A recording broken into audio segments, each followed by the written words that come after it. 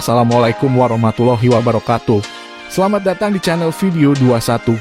Channel ini berisikan informasi dan hiburan yang bersumber dari artikel terpercaya dan dikemas menjadi video.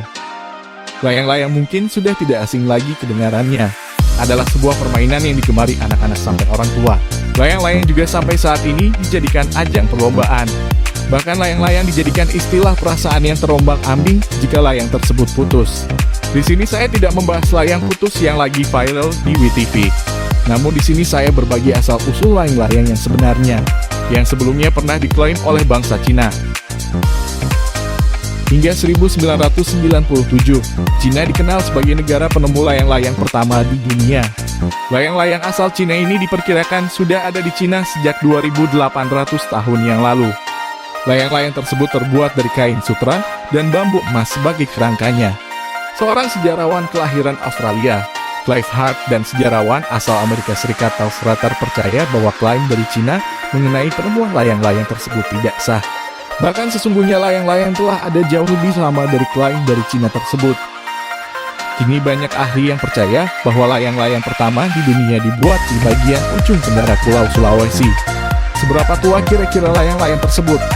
Setua itu sebagaimana ditemukan di dalam sebuah gua prasejarah dalam bentuk lukisan di Pulau Sulawesi. Sulawesi memiliki banyak lukisan mempesona sebagian berumur lebih dari 40.000 tahun. Sebuah lukisan yang terdapat di sebuah gua yang ditemukan di Pulau Muna, Provinsi Sulawesi Tenggara, menunjukkan gambar menyerupai seorang manusia menerbangkan layang-layang. Penjaga gua menemukan lukisan tersebut di tahun 1996. Gua tersebut bernama Gua Sugipatani, terletak di sebuah desa di Liangkabori. Gua itu terletak di atas bukit batu dengan ketinggian sekitar 30 meter dari jalan setapak.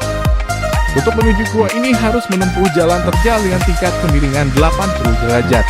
Kemudian diteliti oleh seseorang dari Jerman, bernama Wolfgang Bieh, seorang pecinta layang-layang, berkunjung ke Indonesia pada tahun 1997.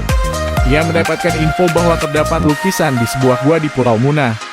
Momen itulah yang membuat Wolfgang mempertanyakan kebenaran asal layang-layang. Kemudian ia kembali ke Indonesia beberapa tahun kemudian dengan istrinya Mong He. Mereka pergi mengunjungi Pulau Muna untuk melihat gua prasejarah pertama dan satu-satunya dengan lukisan layang-layang. Wolfgang dan Mong He mengabadikan lukisan tersebut dalam bentuk foto yang tidak hanya memperlihatkan lukisan tersebut tetapi juga indahnya pemandangan di Pulau Muna. Untuk dapat mencapai gua tersebut dibutuhkan waktu perjalanan sejauh 3 km. Perlu berjalan kaki menuruni bebatuan koral yang curam dan sebuah lubang yang diperkirakan berada 250 meter di atas permukaan air. Disinilah Wolfgang melihat lukisan tersebut. Baginya hal ini merupakan momen berkesan di hidupnya.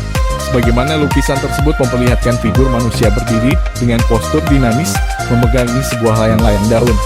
Setelah bertahun-tahun penelitian, dipercaya bahwa lukisan layang-layang di Muna tersebut telah ada sejak era Epipaleolitik, periode Mesolitikum, atau sekitar 9.000 hingga 9.500 sebelum Masehi.